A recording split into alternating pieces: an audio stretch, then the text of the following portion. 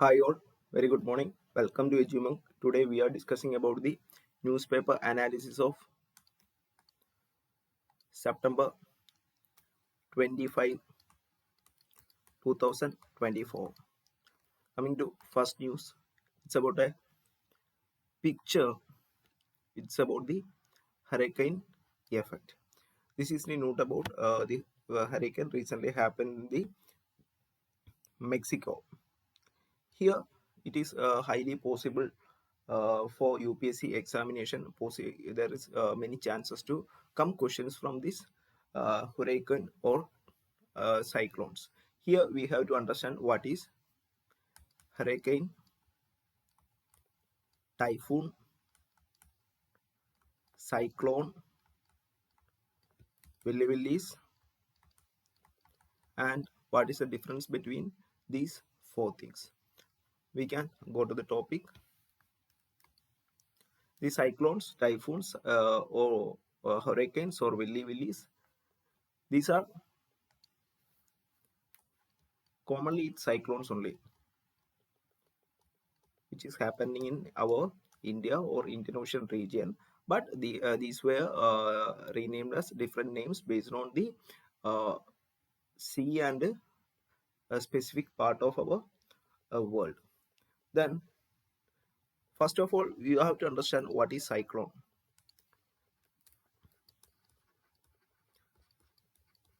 Cyclone can be defined as it's a rapid inward air circulation. Rapid inward air circulation around low pressure area. That means a low pressure area which is created and the air circulation which is inwards to the particular low pressure area which leads to the formation of cyclone.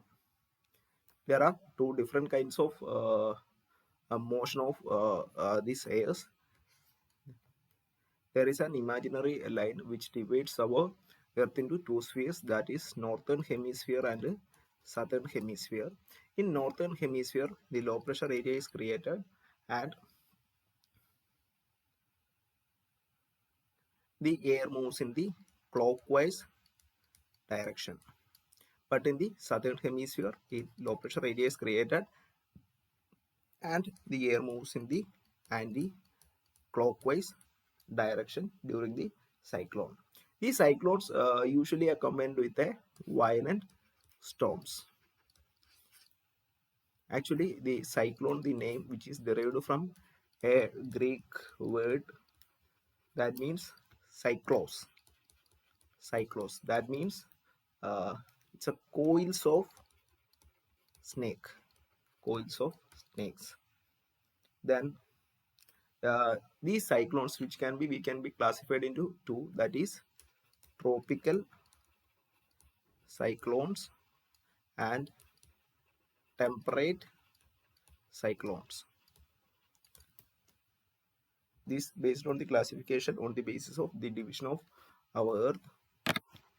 You know that 0 degree, that is equator, 23.5 degree north, that is tropic of Cancer, and 23.5 degree south, that is tropic of Capricorn.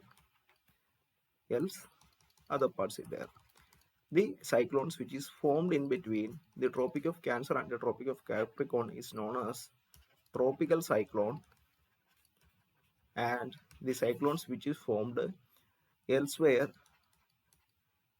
is known as temperate cyclone, or the areas outside of tropic in between tropic of Cancer and Capricorn which is known as temperate cyclones.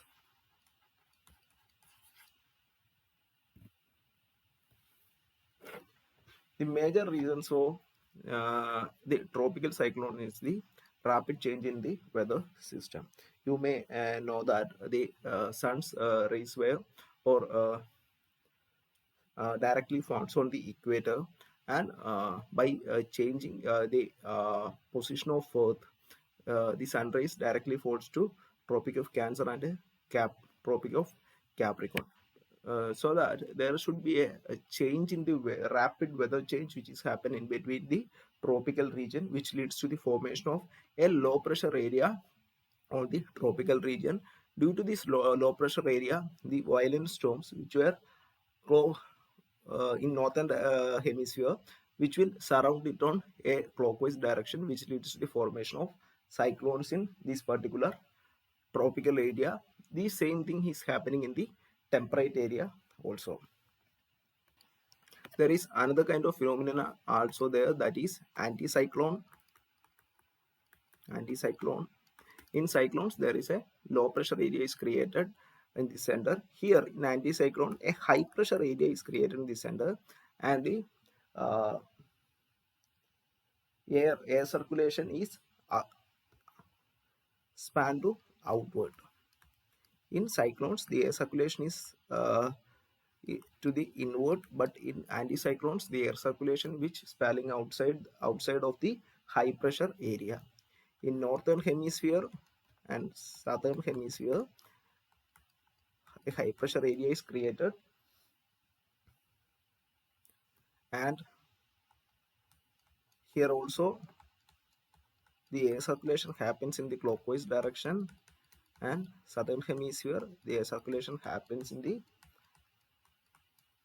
anti-clockwise direction. The only difference is in cyclones there is low pressure area is created, but in anticyclones there is high pressure area is created. Then the air circulation towards inwards in the cyclones, and in anticyclone the air circulation towards outside.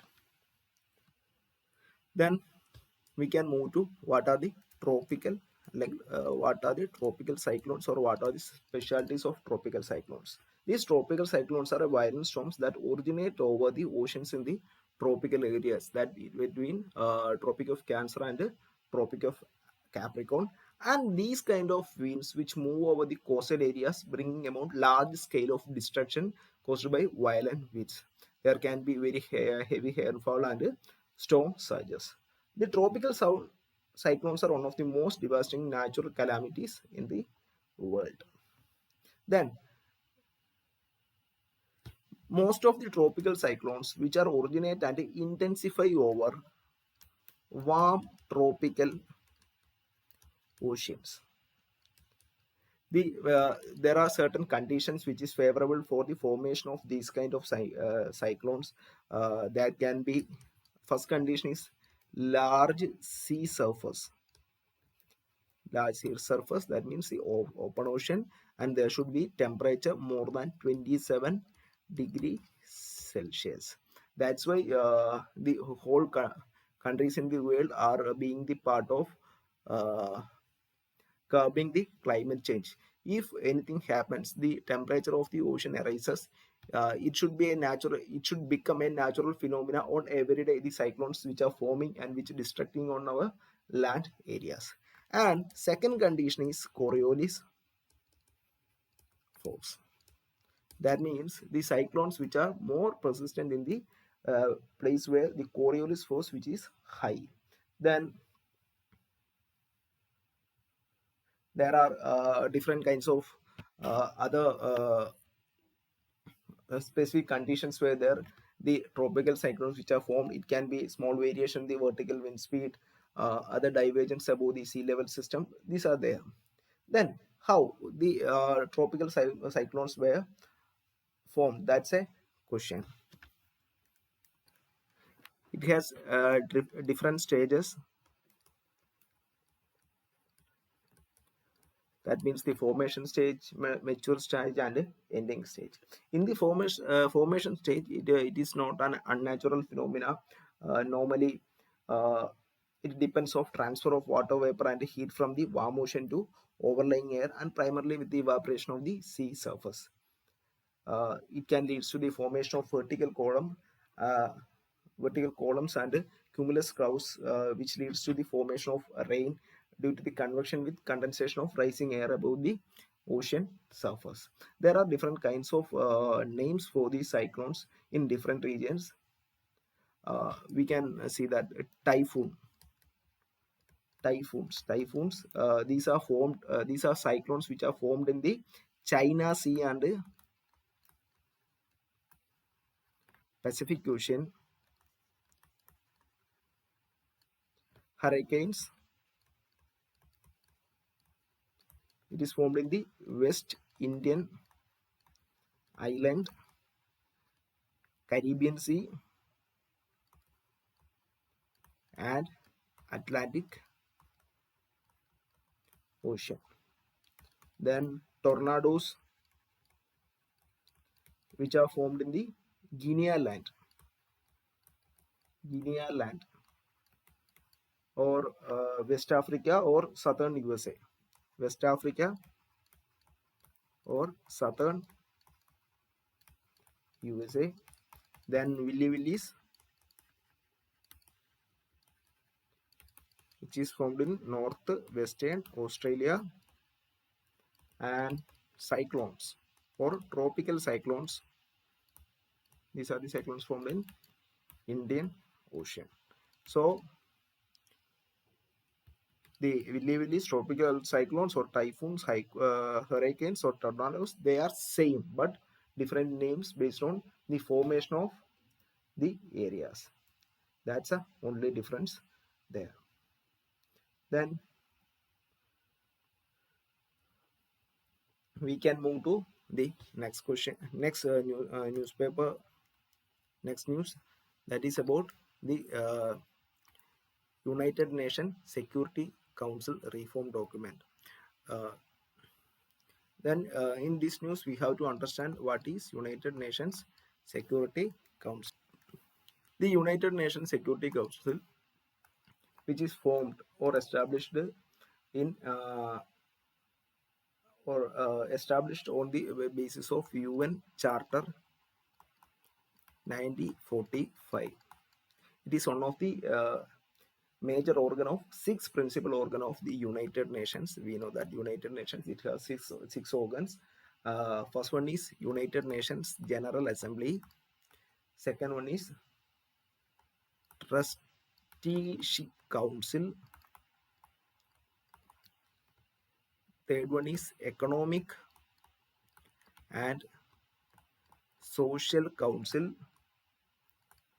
Then International Court of Justice and UN Secretariat, and finally United Nations Security Council. So we can say that it is one of the major principal organ of 6 major principal organs of the United Nations. So this United Nations Security Council majorly working for to maintain the international peace. Maintain international peace. The United Nations Security Council, which is headquartered in New York. While covering the members of the United Nations Security Council, the council has total 15 members. In these 15 members, 5 permanent and 10 non-permanent members.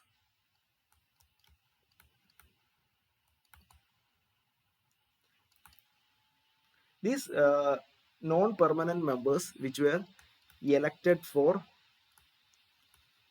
just 2 years or 2-year terms. The 5 permanent members are United States, Russia, France, China, and United Kingdom. India is not part of that.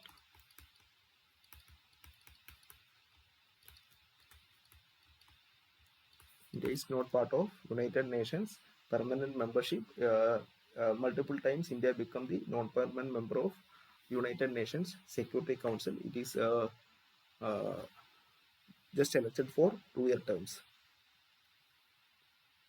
In 2021, India become the non-permanent member of United Nations Security Council. It was the 8th time. 8th time India become the non-permanent member of Security Council.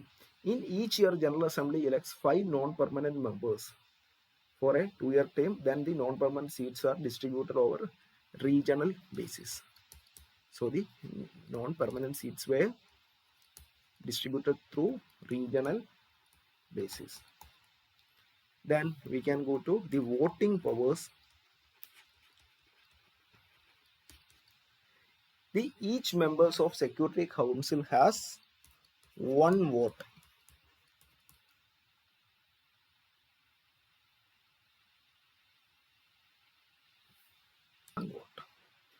It has both the five permanent members and non-permanent members. Suppose if the one of the member of the permanent membership, that can be UN, Russia, France, or sorry, USA, Russia, France, China, or UK, they are not voting or giving no vote for a resolution which blocks the passage of complete resolution. So it can be simply say that if any resolution which upheld in the United Nations Security Council, it should have the support of 5 permanent members. Otherwise, it will not be passed. Then any members of United Nations can participate in the meeting of United Nations Security Council. There is no need of they are the part of United Nations Security Council permanent member or temporary member. They can become the part of the meeting, but they can't vote in the passage of resolution. That you have to remember. Then we can move to the next news. That is about center to launch new project on urban poverty alleviation. Urban poverty alleviation. In the actually, it is running as a pilot project which will be set a motion of 25 cities across the country from October 1, and these 25 cities include industrial hubs, migrant centers, aspirational districts, and port cities. Actually, this program is decided to uplift the vulnerable group within the informal sector, including construction workers, gig workers, waste workers, care workers, domestic workers, and transportation workers who often face the occupational, social, and residential vulnerabilities. First of all, we have to understand what is poverty. Poverty. Poverty can be said as it's a state of condition which a person or community lacks financial resources, and essential for a minimum standard of living, and essential for minimum standard of living. That means a person or community or family does not have a financial resources and essential for a minimum standard of living in the society. It is basically due to the income issue. In India, last census was held in 2011. According to that census, around 21.9% of Indian population actually lied in Indian poverty line, or they are below the Indian poverty line. Actually, 21.9% of the population which are lies in the below poverty line, or they are in poverty. There are different kinds of poverty. First one is the absolute poverty. Absolute poverty. This is the condition where the household income is below the necessary level to maintain basic living. For example, there is a 5-member family. They need around 250 rupees per day for a minimum standard of living, but the household completely getting around 150 rupees only, so they can maintain the minimum standard of living, or basic they will not get the basic necessities. This is known as the absolute poverty. So it will affect with their food shelter, affect with their food shelter, and housing. Then we can move to the second type, that is relative poverty.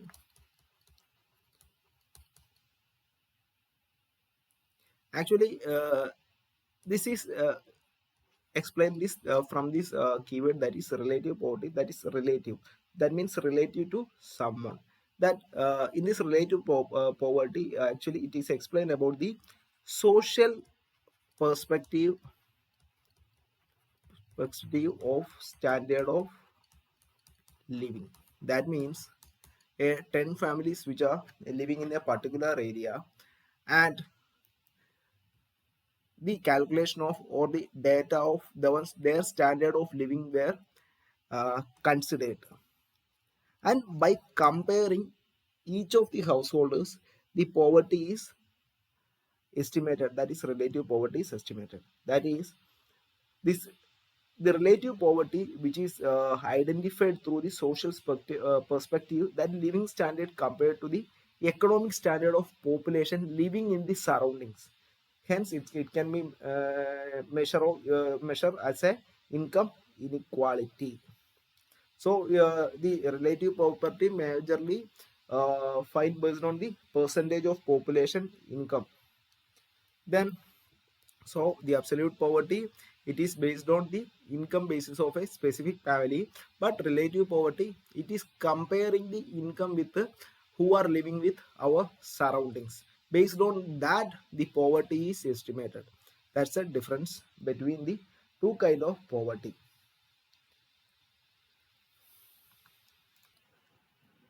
There are different kinds of programs were initiated by the government of India after the freedom.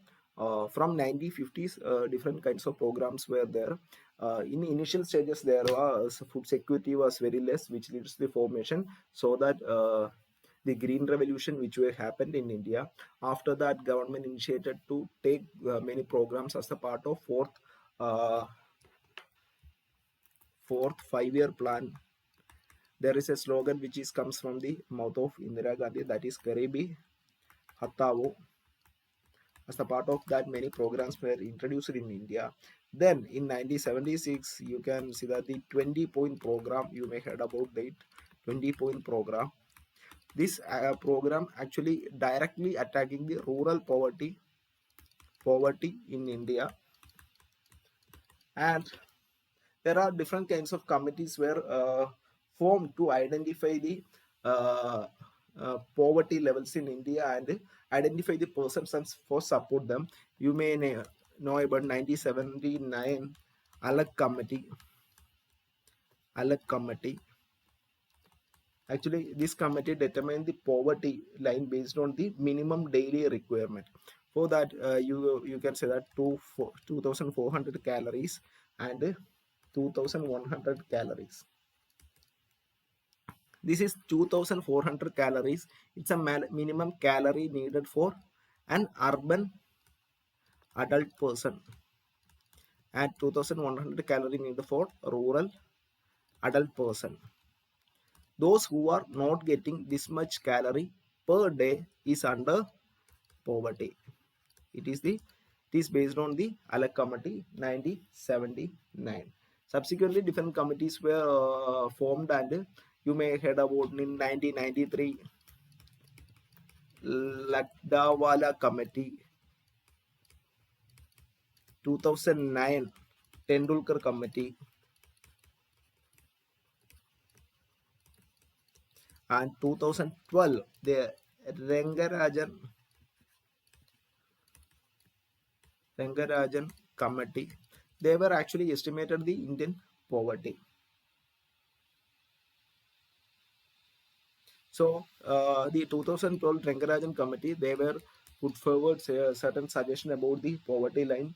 It is based on the monthly per capita expenditure.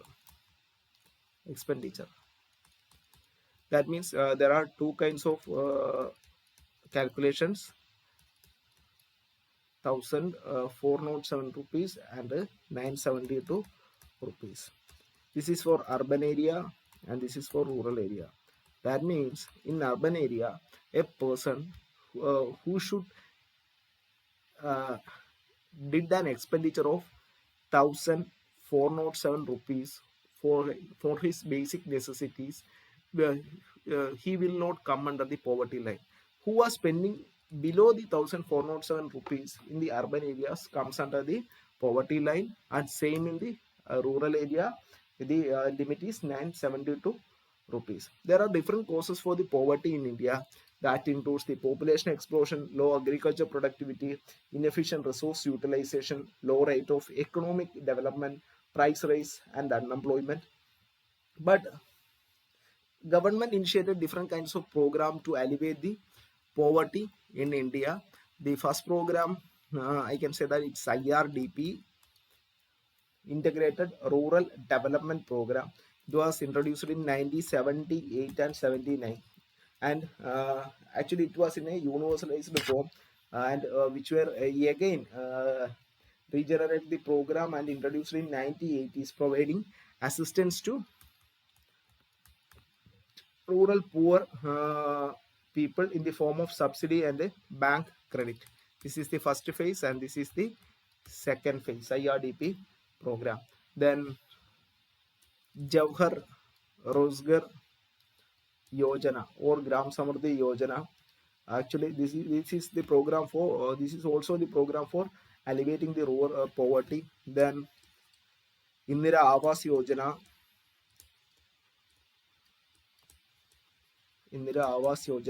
then National Old Age Pension Scheme, that is NOPS, and Annapurna Scheme,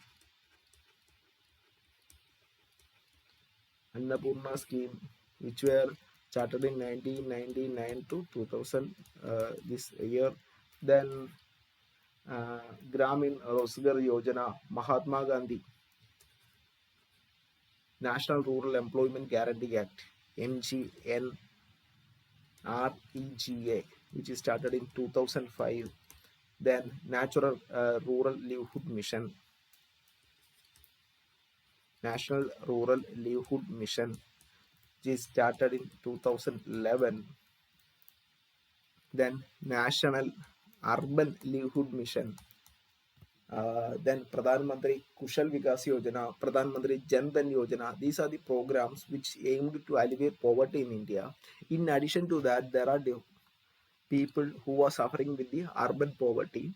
So government is planning to introduce a new program to alleviate the urban poverty in India. In first phase, they are doing this as a pilot project in some specific areas. How these kind of plans will work, then it will introduce to different states and union territories to alleviate the urban poverty in India. Then we can move to the next news. The next news is about Army to receive Apache choppers in December. Then we have to understand what is Apache choppers. These Apache choppers actually a indigenous light combat helicopters. These are manufactured from Hindustan Aeronautics. You have to understand it's a light compact helicopters. These are building on the Make in India program. As the part of that, the Indian-based Hindustan Aeronautical Limited is building this kind of military choppers. Then this is not much important.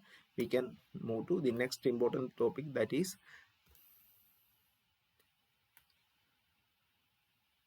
the Madhya Pradesh cabinet sets MSP for soybean purchase at 4,892 rupees. Here you have to understand what is MSP and what is the specialty about soybean purchase. There can be chances of questions come from this particular topic. Then first of all, we have to understand what is MSP. MSP is minimum support price. Minimum support price. Understand the word minimum support price. Actually this is the guaranteed price for farmers when the government procures the product. Government procures the product from farmers and return a money back for their procurement. This is known as MSP. It is based on the government deciding the price based on the recommendation of CACP, that is Commission for Agricultural Cost and Prices. Commission for Agriculture Cost and Prices. It considers various factors for the calculation of the MSP. It can be includes production cost, demand and supply, market price, etc. And the CACP, the group, the Commission for Agriculture Cost, which is directly attached to Ministry of Agriculture and Farmers Welfare. So the process which is happening in the MSP procurement, the government is decided to buy the procurement from farmers. For purchasing, there should be an MSP, minimum support price is needed. This price is fixed by or agreed by Ministry of Finance. The recommendation for the price which is given by the CACP, that is Commission for Agriculture Cost and Prices. This CACP attached to Ministry of Agriculture and Farmers Welfare. Due to the recommendations of this CACP, Ministry of Finance allocate the amount to the farmers and government procure their commodities. Here, actually the MSP is aimed to ensuring the remunerative price to growers for their production. There are different kinds of products which are under MSP. That is around 22 mandated crops were there, and also FRP for fair remunerative price, or FRP there for sugarcane. That FRP, about the FRP we were discussing the previous classes. If you want to know about FRP, you can check that.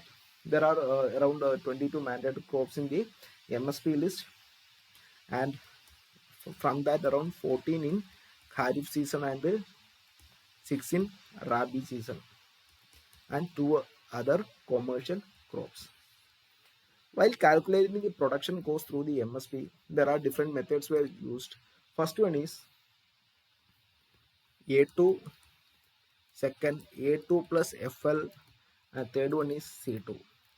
In A2, it covers all the paid out costs directly incurred by farmers. It can be seeds, then fertilizer, pesticides, then hired labor, rent of lease land, fuel, and irrigation. This A2, which includes the whole cost of all paid out costs directly incurred by the farmers, which includes seeds, fertilizers, pesticides, rent of lease land, hired labor, or fuel. Then the second costing method is A2 plus FL. It includes the whole the A2 expenses plus the family labor, which is unpaid. If you are looking at the agriculture sectors, you may see that the family members which helps the main farmers for their activities. That family members were unpaid. So in this A2FL format, that unpaid family labor cost also included in their product. Then go to C2. It includes a more comprehensive cost that factors in the rentals and it with A2 plus FL plus, which includes rentals and interest of fixed asset and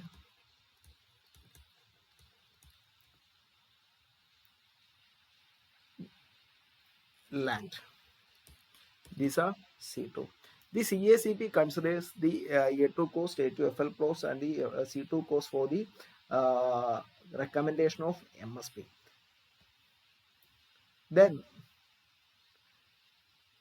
this is the actual MSP which were practicing MSP practices which were in India, and we can move to the another subject which is in the topic, that is about the soybean.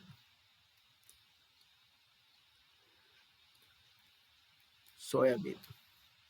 We already discussed what is MSP, how it is calculated, and how it is allocated. Then why the MSP for soybean? That's the next question. First of all, we have to understand what is soybean. It is normally known as the golden bean, so belongs to it's a legume. Belongs to which is known as golden beans. Actually, it is native to East Asia and a rich source of protein and other excellent sources. It is also used for the oil extraction option. This soybean, which is growing in a well warm and moist climate. The temperature is around 26 degrees Celsius to 30 degrees Celsius, and soil temperature can be around 15.5 degrees Celsius. If there is a lower temperature, which delays the flowering of plant.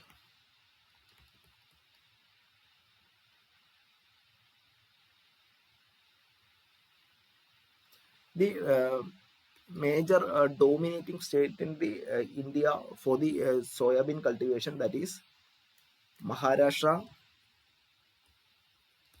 Madhya Pradesh, which contribute to 89% of total production. So we can conclude that Maharashtra and Madhya Pradesh has highest production of soybean. So government is pushed to make soybean as the part of MSP. Then here we have to understand another one thing is it is high chances to ask this question in the prelims examination, that is max 1407. This is a soybean variety which is developed by Indian scientist recently. This is a high yielding variety that gives 39 quintal per hectare. This MAC 1407 variety of soybean, which takes 104 days for mature and just 43 days for 50% flowering, and which includes 14% of protein and 19.81% of oil content.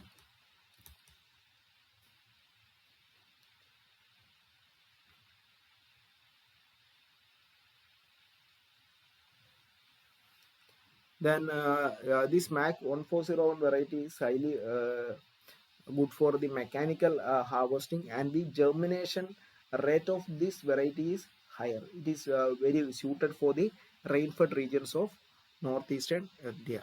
So the MAC 1407, remember this about the MAC 1047 in your exam hall. There is a high chance of asking this question in the prelims examination. Then today's we have completed today's important newses. We can see tomorrow. Thank you all. Happy learning.